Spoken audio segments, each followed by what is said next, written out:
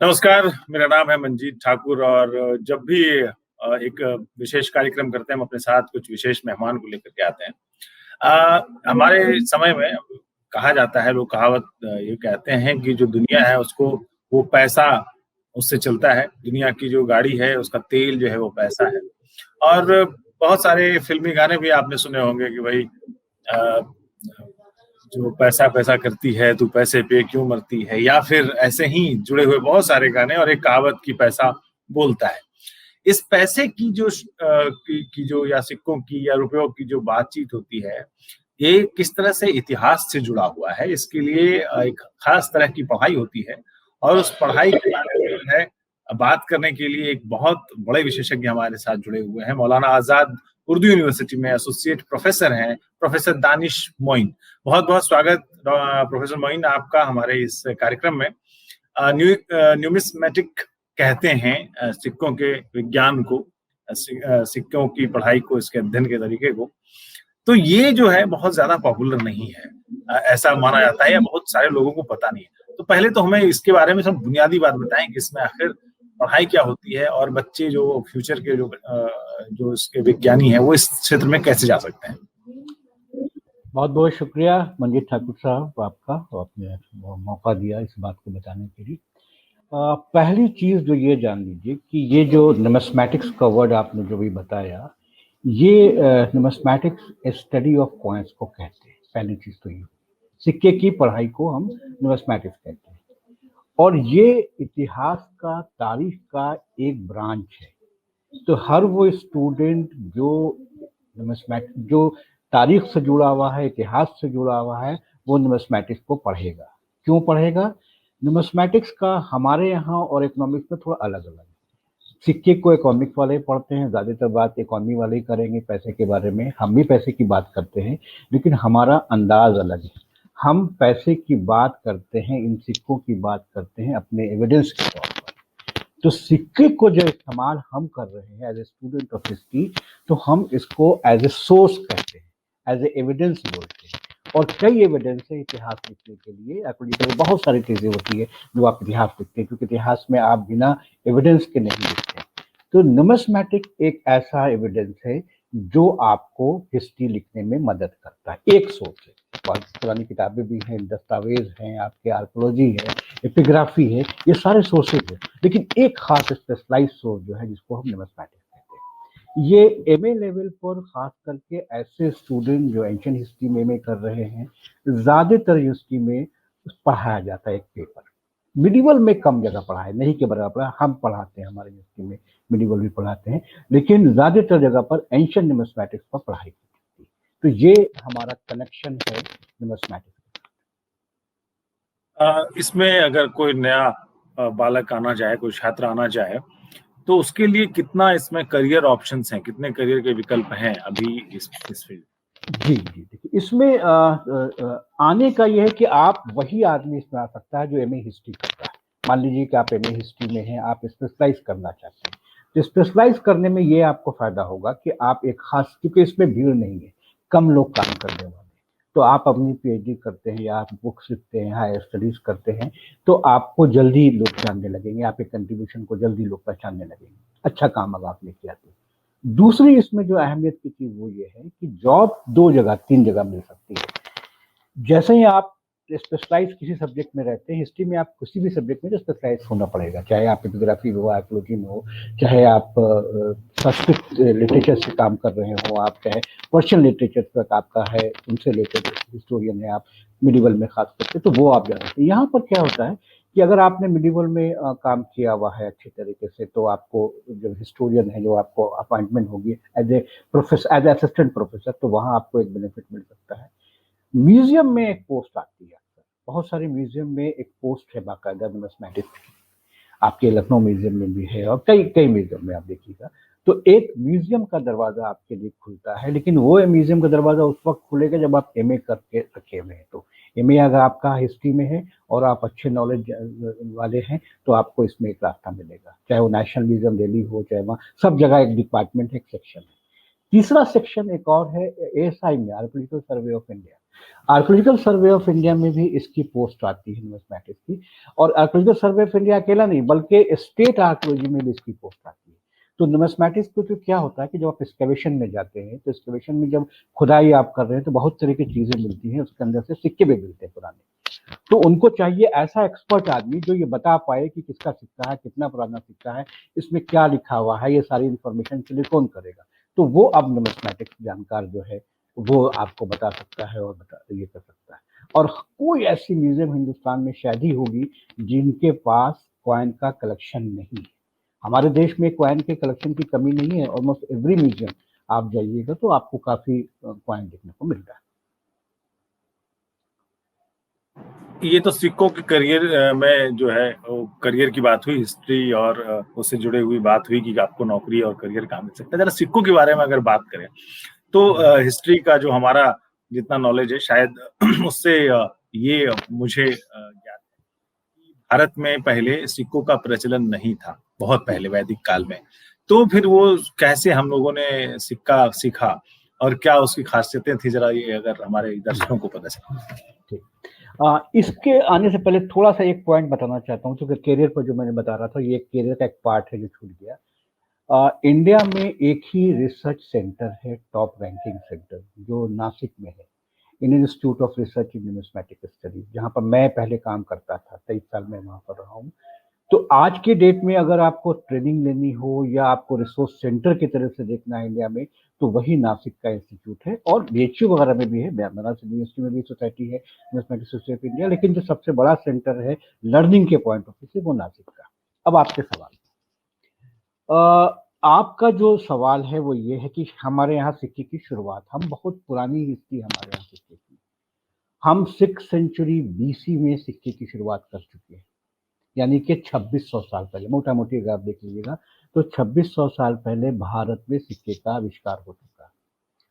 और अगर आप पूछते हैं कि कैसा कॉइन था, तो आज के जैसा कॉइन नहीं था कि आप 50 पैसा, 1 रुपया, 2 रुपया, सत्यमय जयते, ऐसा कुछ लिखा हुआ नहीं आता। पहले जो अर्लीस्ट कॉइन इंडिया को एक्सेप्टेड व्यू है, ये मेरा व्यू नहीं है, एक्सेप्टेड, तमाम स्कॉलर्स इस बात पर एग्री करते हैं कि 6th सेंचुरी बीसी की बिगनिंग है इंडिया में। और अर्लीस्ट कॉइन हमारे देश का पंचमार्क कहा जाता है, पीएमसी, जिसको हिंदी में आहट सिक्के कहते हैं। पंचमार्क का मतलब हो गया ऐसे सिक्के जो पंचिंग टेक्निक से बनाए हुए होते थे। अब आप 6th सेंचुरी बीसी में जब ये सिक्के आए तो इसकी पहली चीज जो आपसे सवाल होगा कि कैसा होता था। तो अगर आप इन सिक्के की बात करेंगे तो ये, इसमें कुछ भी राइटिंग नहीं होती, सिर्फ सिंबल्स होते थे। कहीं 2 सिंबल, कहीं 3, कहीं 5, ये सिंबल्स होते थे और सिंबल के ही इनकी पहचान होती थी ये सिक्के। और सिंबल एक तरफ होते थे, दूसरी तरफ ब्लैंक होता है। एक तरफ सिंबल है, कहीं 4, कहीं 5, जो भी हो, लेकिन वो एक ही तरफ होगा। और ये सारे सिंबल जो होते थे वो नेचर से रिलेटेड होते थे। आपको सूरज मिल सकता है, आपको चांद मिल सकता है, आपको आदमी की तस्वीर मिल सकती है, आपको गाय मिल सकती है, एनिमल्स मिल सकते हैं, कोई भी इस तरह की चीजें आपको देखने को, पेड़ मिल सकते हैं, पहाड़ मिल सकते हैं। तो ये नेचर से रिलेटेड चीजें आपको देखने को मिलती है। तो ये एक बड़ा इंपॉर्टेंट हो गया। इसमें एक और चीज, इस पर रिसर्च हुआ। इस सब्जेक्ट पर सबसे बड़ा जो नाम अभी आज भी माना जाता है, नाम माना जाता है पीएल गुप्ता साहब का, परमेश्वर गुप्ता, जो नासिक इंस्टीट्यूट के फाउंडर भी थे, जिनकी किताब आज भी आइडियल नंबर 1 पर है। 25-30 साल पहले लिखी थी किताब, लेकिन आज भी वो है। तो पीएल गुप्ता साहब ने जो किताब लिखी है और उन लोगों ने जो स्टडी की, इस सिंबल के बेसिस पर स्टडी की गई कि ये कॉइन किसने चलाया, कहाँ से आया, कौन इसके वो करने वाले। तो ये फैसला किया गया कि 6th सेंचुरी बीसी अगर आप बात कर रहे हैं तो इसका मतलब है कि हमारे देश में सिक्के जो है, जनपद जो थे, महाजनपद का जो पीरियड है, गौतम बुद्ध का जो पीरियड है, महावीर का जो पीरियड है, ये उस पीरियड में हमारे यहाँ सिक्का आ चुका है, कंफर्म। इसमें कोई डिस्कशन नहीं है, डाउट नहीं कि कोई कंट्रोवर्सी, कोई कंट्रोवर्सी। और इस पीरियड में जो इम्पोर्टेंट है कि सिंबल आ रहे, तो चूंकि आपको पता होगा कि 16 महाजनपद थे, तो जनपद के बाद एक चीज आती है मौर्यन डायनेस्टी, जो बड़ी डायनेस्टी हुई जो हिंदुस्तान में। तो उन लोगों ने रिसर्च में ये बताया कि जिस सिंबल, जिसमें 2 या 3 सिंबल देखने को मिलते हैं, ये लोकल पंचमार्क कॉइन्स है। इसको 2 हिस्सों में बांटा, लोकल पंचमार्क और यूनिवर्सल पंचमार्क। लोकल पंचमार्क का मतलब हो गया ये वो पंचमार्क है जो हिंदुस्तान के खास इलाके से मिल रहा है, जैसे वो आपको काशी से मिल सकता है, मथुरा से मिल सकता है, गंधार से मिल सकता है, आपको वाई से मिल सकता है, ये जनपद है और उसके अलग अलग सिंबल्स होते थे अपने अपने। लेकिन ऐसा ग्रुप जो मिल रहा है, जो बहुत ज्यादा मिल रहा है, जिसमें 5 सिंबल वाला है, देन इसको डिसाइड किया गया कि ये 5 सिंबल वाला जो है वो मौर्यन का कॉइन है, क्योंकि मौर्यन पूरे भारत के अच्छे खासे हिस्से में रूल कर रहे हैं और ये कॉइन आपको कश्मीर से भी मिल रहा है, कन्याकुमारी से भी मिल रहा है, तमिलनाडु में भी मिल रहा है, आपको बिहार में भी मिल रहा है। तो इसका मतलब है ये वो इशू करने वाला बादशाह है जिसकी टेरिटरी बहुत बड़े इलाके में। तो पंचमार कॉइन्स जो है, जो यूनिवर्सल है, इसको हम लोग उन्होंने कहा कि ये जो है वो आपके मॉडर्न डायनेस्टीज के। तो अगर ये सिंपल स्टूडेंट से ये पूछा जाता, हम लोग ये बताते हैं कि भाई मौर्यन के कॉइन्स कैसे थे, तो बता दीजिए आपके पंचमार। अशोक के कॉइन कैसे थे, तो पंचमार कॉइन। तो इसमें सिंबल्स होते थे और एक साइड ब्लैक होता था। ये पहला स्टेज है हमारे देश में सिक्के का। एक स्टेज और बताना चाहूंगा, दूसरा स्टेज इसका आपने देख लिया, कोई इन्वेंशन नहीं, कुछ भी नहीं। दूसरे स्टेज में हमारे यहाँ, अच्छा, पंचमार चांदी का बना होता था, ज्यादातर जो कॉइन्स है वो चांदी के बने होते थे। इसमें दो चीज को समझिए आप। इंडिया को 6th सेंचुरी बीसी में देख रहे हैं। 6th सेंचुरी में मेरे पास ऐसी टेक्नोलॉजी है कि हम बाकायदा कॉइन्स बना रहे हैं, बाकायदा, एक दो नहीं, हजारों हजार की तादाद में आपको मिलते हैं। तो ये एक टेक्नोलॉजी अवेलेबल है और चांदी में बना रहे हैं। दूसरा एक डेवलपमेंट हुआ, कॉइन्स में एवोल्यूशन आया कुछ दिन के बाद। शुरुआत में मैंने कहा इंस्क्रिप्शन लिखने की शुरुआत हुई, राइटिंग आने लगी सिक्के पर। इसको हम जो देखते हैं वो हम आते हैं थोड़ा बाद में 3rd सेंचुरी बीसी के आसपास। यहाँ पर इंडो ग्रीक का हुआ कि मौर्यन के डिक्लाइन के बाद आप देखेंगे कि Indo Greek, Indo Scythian, Indo Parthian आते हैं। तो इंडो ग्रीक के कॉइन्स जो मिलते हैं नॉर्थ वेस्ट इंडिया से, नॉर्थ वेस्ट पार्ट में, वहां पर उनके सिक्के पर इंस्क्रिप्शन लिखा हुआ था, वो ग्रीक में लिखते हैं। बाद में कुछ आपको ग्रीक और ब्राह्मी मिला के मिलेंगे।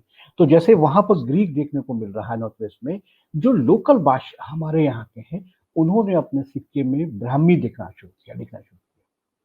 और ब्राह्मी हिंदुस्तान की सबसे पुरानी स्क्रिप्ट है। आप जितनी भी स्क्रिप्ट आज की डेट में लिखते हैं इंडिया में, ये कहा जाता है कि सारी स्क्रिप्ट की माँ ब्राह्मी।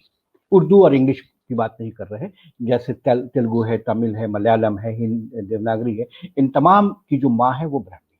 तो हमें सिक्के पर अब इंस्क्रिप्शन आने लगे। इंस्क्रिप्शन जब आते हैं तो इंफॉर्मेशन आती है, राजा अपना नाम लिखता है तो आपकी इंफॉर्मेशन और बढ़ने लगती है। ये सेकंड स्टेज हुआ।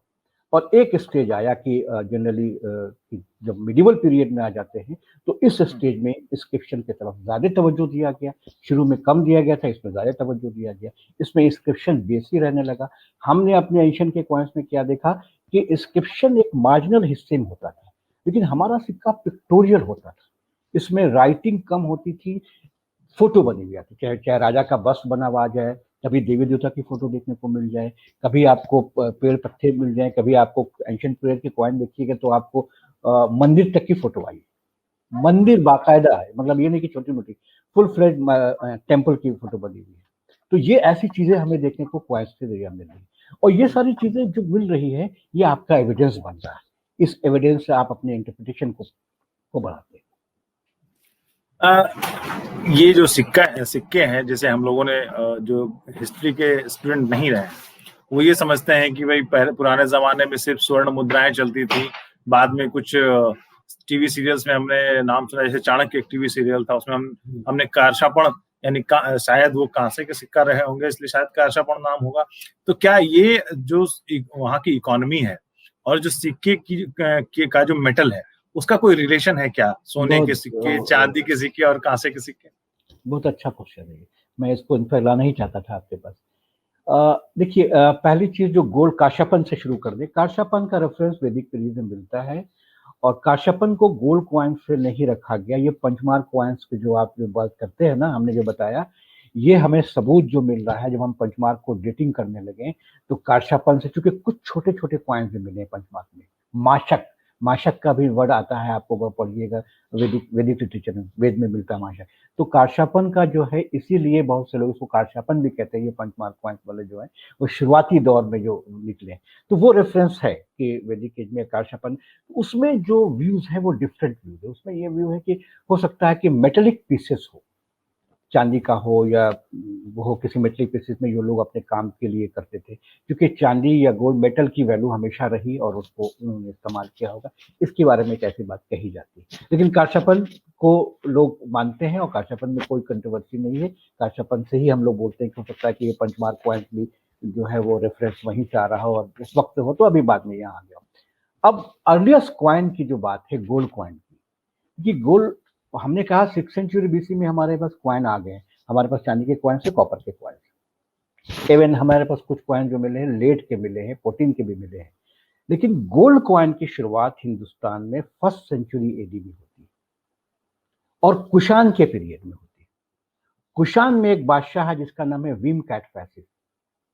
वो पहला बादशाह माना जाता है कि हिंदुस्तान में सबसे ज्यादा कॉइन जो चले हैं वो पहले जो सिक्के जो चले हैं गोल्ड के, वो कुषाण के पीरियड में चले हैं। और विम कैटफैसिस जो था पहला बादशाह है जिसने गोल्ड चलाया। लेकिन फिर अब आगे बढ़ते हैं तो गुप्त कालीन के दौर में जब आप आते हैं तो गुप्त कालीन में आपको सोने की मुद्राएं जो आप बता रहे हैं, जिसको दिनारस के नाम से जाते थे, वो बहुत ज्यादा मिलती है। एक नहीं, सैकड़ों हजारों। समुद्रगुप्त के, चंद्रगुप्त के आपने किताबों में देखा होगा बच्चों के भी कि समुद्रगुप्त को वीणा बजाते हुए दिखाया गया है कॉइन्स पर। अश्वमेध वाले कॉइन दिखाए गए हैं।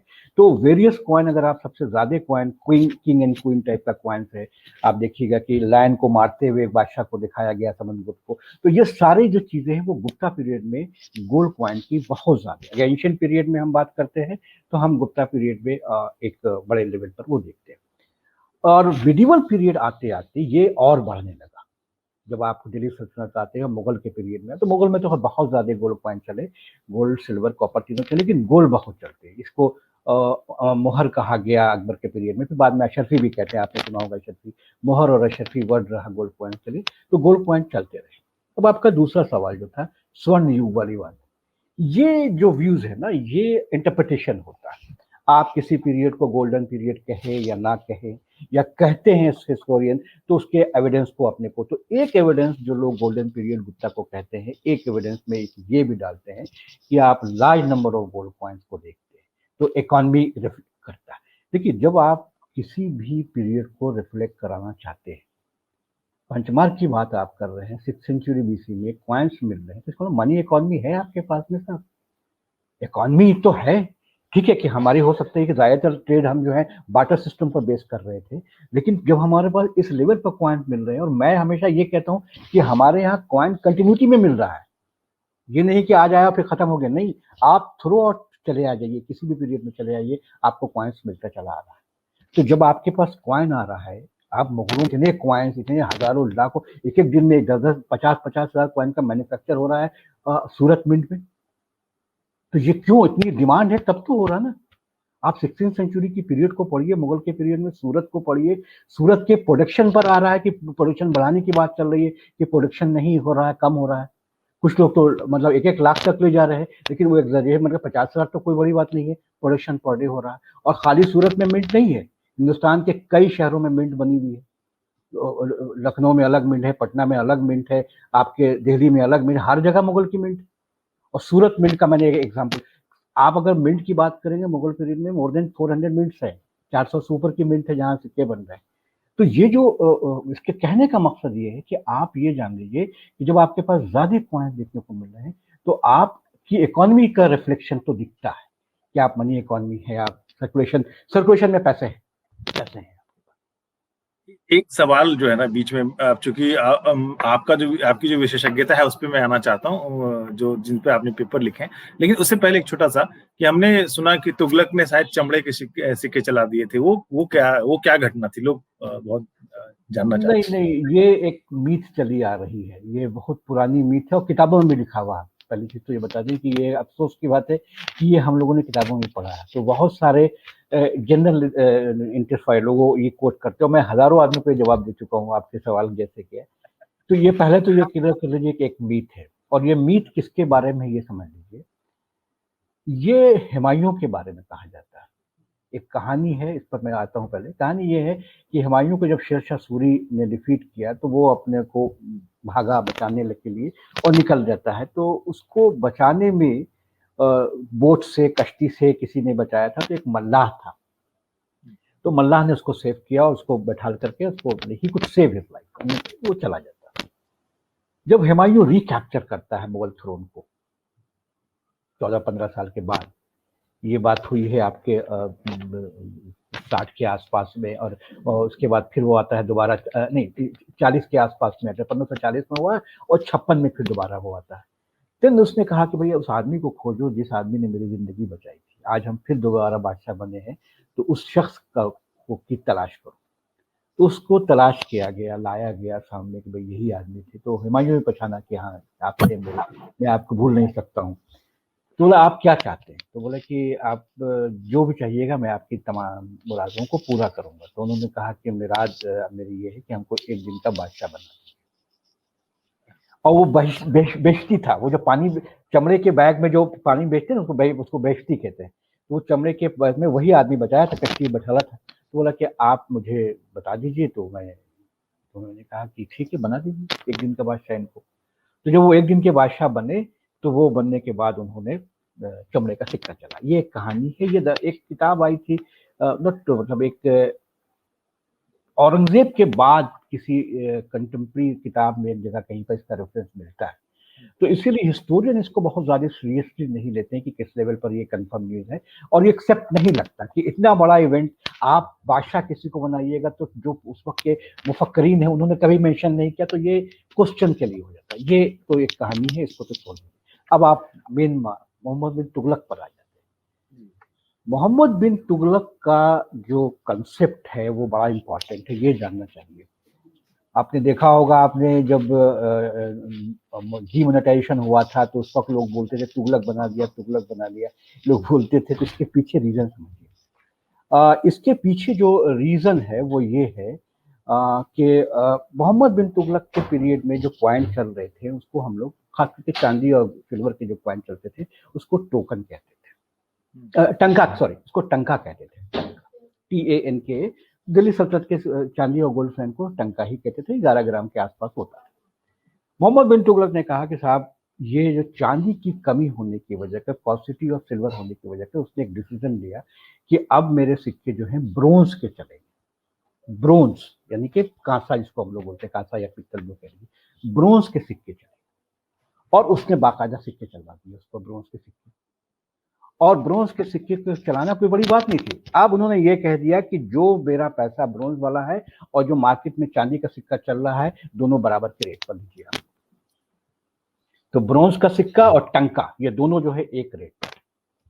इसमें जो मैंने जो ऑब्जर्व किया, जो मेरी पेपर्स में आपको मिलेगा देखने को लिए, इसमें जो सबसे वैल्यूबल चीज आपको देखने को मिलेगी वो इंस्क्रिप्शन। इस सिक्के का जो इंस्क्रिप्शन है वो बड़ी वैल्यूबल है। वो क्या लिखता है सुनिए। वो लिखता है, एक तरफ हम बोलते हैं रिलीजियस इमोशनल अपील करता है। इमोशनल अपील ये है कि those who obey God, those who obey king will obey God. मतलब गॉड को अगर आप फॉलो कर रहे हैं, मानते हैं, तो आपको बादशाह की बात माननी चाहिए।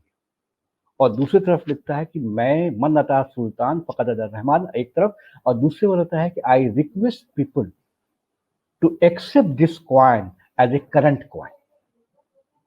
आप हिंदुस्तान में कभी ऐसा इंस्क्रिप्शन नहीं लिखा गया है जैसे आज हम लिखते हैं, मैं धारक को वचन देता हूं इतना पे करने के लिए। उसने लिखा कि मैं आपसे रिक्वेस्ट करता हूं कि आप इसको एक्सेप्ट कीजिए। योर्स फेथफुली मोहम्मद बिन तुगलक, बंदे उम्मीदवार मोहम्मद तुगलक, मोहम्मद बिन तुगलक। तो ये इंस्क्रिप्शन बहुत जबरदस्त था इसका। अब हुआ क्या, डिसीजन तो आपने ले लिया, डिसीजन लेने के बाद आपने पॉइंट चला दिए, लाखों की तादाद में पॉइंट्स मिलते हैं आज के डेट में भी। अब ये क्या हुआ कि अवाम इसको एक्सेप्ट करने को तैयार नहीं। अवाम इसलिए एक्सेप्ट नहीं करने को तैयार है कि आप चांदी को गोल्ड के सिल्वर के बराबर में कैसे एक्सेप्ट कीजिएगा। आज भी हम नहीं कर सकते हैं, उस वक्त तो और भी नहीं कर सकते थे, कभी भी नहीं कर सकते। चांदी की वैल्यू ज्यादा है, गोल्ड की वैल्यू, ब्रोंज की वैल्यू कम। एवरीबडी कहा जाता है कि सारे लोग तैयार हैं देने के लिए, लेने को कोई तैयार नहीं। बोला बराबर है तो मुझसे ले लो, मेरे पास भी रखे हुए हैं 10, तुम 10 ब्रोंज सिक्के ले लो मुझसे, मुझे वापस कर दो। ऐसे स्टेज में बिजनेस पूरा ठप हो गया, इंटरनेशनल बिजनेस ठप हो गया। लोगों ने कंप्लेन किया बादशाह से कि साहब ये नहीं हो रहा, पूरी सेटअप गड़बड़ा गया, अब जो आपने डिसीजन लिया। तो मोहम्मद बिन तुगलक ने फिर डिसीजन ये लिया कि उसने कॉल बैक किया कि मैं अपना डिसीजन वापस करता हूँ। तो मॉनेटरी में जो प्रॉब्लम की जो बात होती है, ये देखिए यहाँ पर मॉनेटरी की प्रॉब्लम है। उसने वापस लिया, और वापस लेने के बाद उसने क्या कहा कि भाई जिसके पास जो पैसा है रॉयल ट्रेजरी में जाकर के चांदी के सिक्के आप ले लीजिए। अब क्या हुआ, लोगों ने मिंटिंग शुरू कर दिया, जाली सिक्के मार्केट में आ गए। मतलब खटाखट कहते गोल्ड स्मिथ लोग तो दम जम गए थे उसको, बनने लगा, every house became a mint. तो बनने लगा। अब गवर्नमेंट ने मान लीजिए 1 लाख कॉइन्स चलाया मार्केट में, और जब वापस करने की बात आई तो 2 लाख रुपए, 2 लाख मार्केट में। तो एक लॉस, एक great loss to the economy. ये समझिए आप इकोनॉमी को कैसे लॉस हुआ इसके जरिए। तो ये लॉस खत्म हो गया, और वो फिर अल्टीमेटली क्या, मोहम्मद बिन की जो तौले की पॉलिसी थी, अब इसको हम दूसरे एंगल से, ये तो एक फैक्ट समझा आपने, इसको इंटरप्रेट कीजिए। इसको इंटरप्रेट ऐसे किया जाता है कि एक कंसेप्ट जिसको आप टोकन करेंसी कहते हैं, जो आज आप, उसके लिए टोकन करेंसी का वर्ड यूज किया जाता है, इसलिए मैं हमेशा लिखिएगा टोकन करेंसी या फोर्स करेंसी। आज जो हम आप टोकन करेंसी का वर्ड यूज करते हैं, आपकी जो पेपर करेंसी है जो हम आज यूज कर रहे हो, टोकन करेंसी, एक ऐसी करेंसी जिसका इंट्रिंसिक वैल्यू कुछ नहीं। आप 2000 का नोट या 100 रुपए का नोट या 500 का इसलिए थे कि गवर्नमेंट ऑफ इंडिया ने प्रॉमिस किया।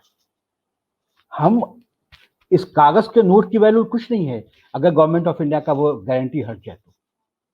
ये टोकन है, एक किसी चीज पर भारत सरकार लिख देगी, हम उसको मान लेंगे।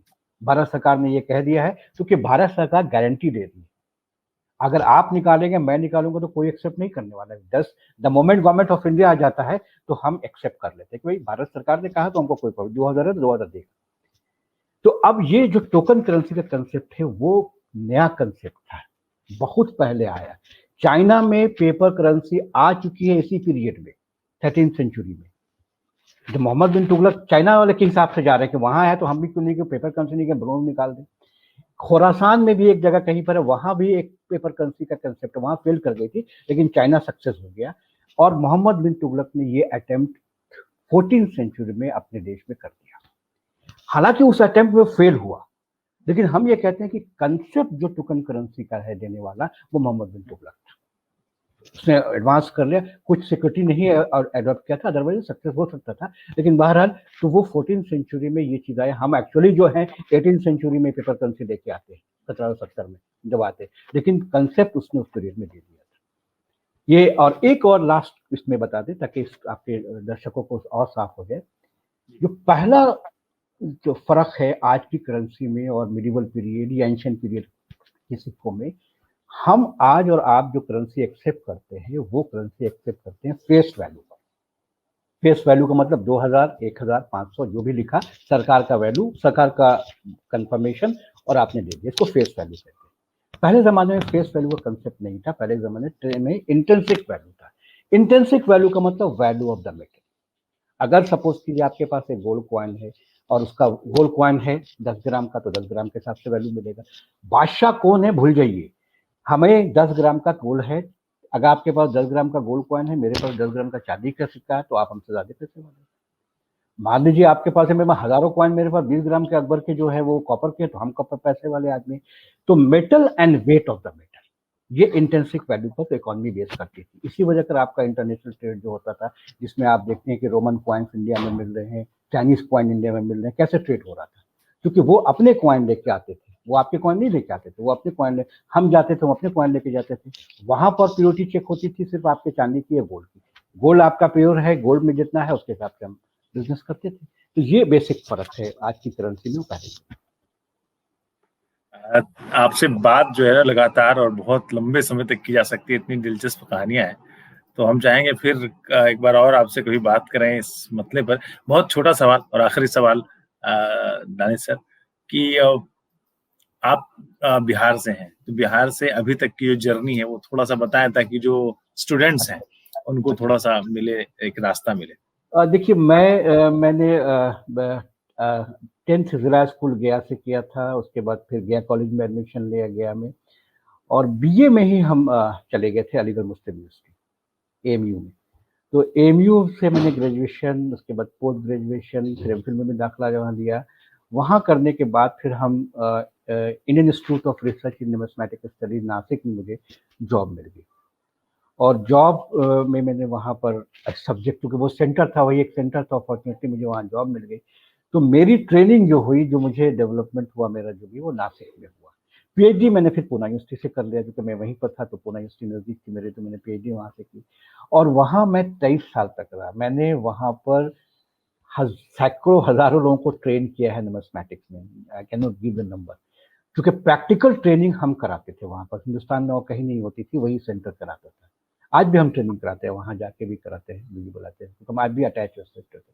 तो वहाँ पर जाकर के हमने ट्रेनिंग कराए लोगों को। तो कई ऐसे इदारे में आपको मेरे स्टूडेंट मिलेंगे, चाहे वो कॉलेज में हो, चाहे म्यूजियम में हो, चाहे आर्कियोलॉजी डिपार्टमेंट में हो, हर जगह आपको मिलेंगे। मैंने वहाँ ट्रेनिंग की और वहाँ किताबें लिखी, आर्टिकल्स लिखे, क्योंकि रिसर्च सेंटर में काम कर रहे थे, तो वो काम ही था एक। उसके बाद फिर 2015 में फिर हम डायरेक्ट टीचिंग वाले में, और सेंट्रल गवर्नमेंट का मामला था, तो ऑफर आया, मिला मतलब, तो अपॉर्चुनिटी आई, तो मैंने फिर यहाँ ज्वाइन कर लिया। तो यहाँ 2015 से मैं यहाँ पर हूँ और अब पिछले 3 साल से मैं हेड भी कर रहा हूँ डिपार्टमेंट को। और यहाँ पर एक मैंने अलग से ये किया कि मेडिवल नुमिस्मेटिक्स मैंने इंट्रोड्यूस किया, क्योंकि मैं स्पेशलाइज जो हूँ मेडिवल नुमिस्मेटिक्स का हूँ। तो मेरे आने के बाद मैंने एक पेपर अपने एमए लेवल पर, जहाँ मेडिवल नुमिस्मेटिक्स नहीं पढ़ाई जाती कहीं, तो हमारी यूनिवर्सिटी में एमए लेवल पर एक पेपर पढ़ाई जाती है। तो यही हमारी छोटी सी ये है, गया से ताल्लुक है मेरा। ऐसा ऐसा एक ऐसे शख्स से बातचीत करना बहुत दिलचस्प भी है जो एक विज्ञान है।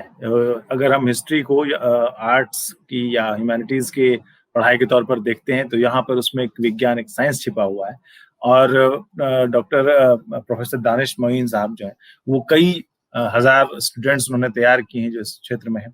हमारे ऐसे युवा दर्शक जो हिस्ट्री में सोच रहे हैं कि करियर कैसे बनेगा, तो हिस्ट्री की पढ़ाई करके इस दिशा में भी वो अपना करियर बना सकते हैं, जिसमें एक ऐसा करियर है जिसमें आप न सिर्फ अपनी नौकरी में आगे बढ़ते हैं, बल्कि आप हिस्ट्री के इतिहास के गलियारों से गुजरते हुए बहुत दिलचस्प वाकयों से, किस्सों से और रहस्यों से परिचित होते हैं। बहुत बहुत शुक्रिया दानिश मोइन साहब हमसे बात करने के लिए। हम थोड़ी हैदर अली और टीपू सुल्तान पर जो आपका काम है, हमने उस पर बात नहीं की है, फिर किसी दिन उस पर बात करेंगे कि वो कौन सा किस्सा था। बहुत बहुत शुक्रिया आपका। बहुत बहुत शुक्रिया। Thank you very much.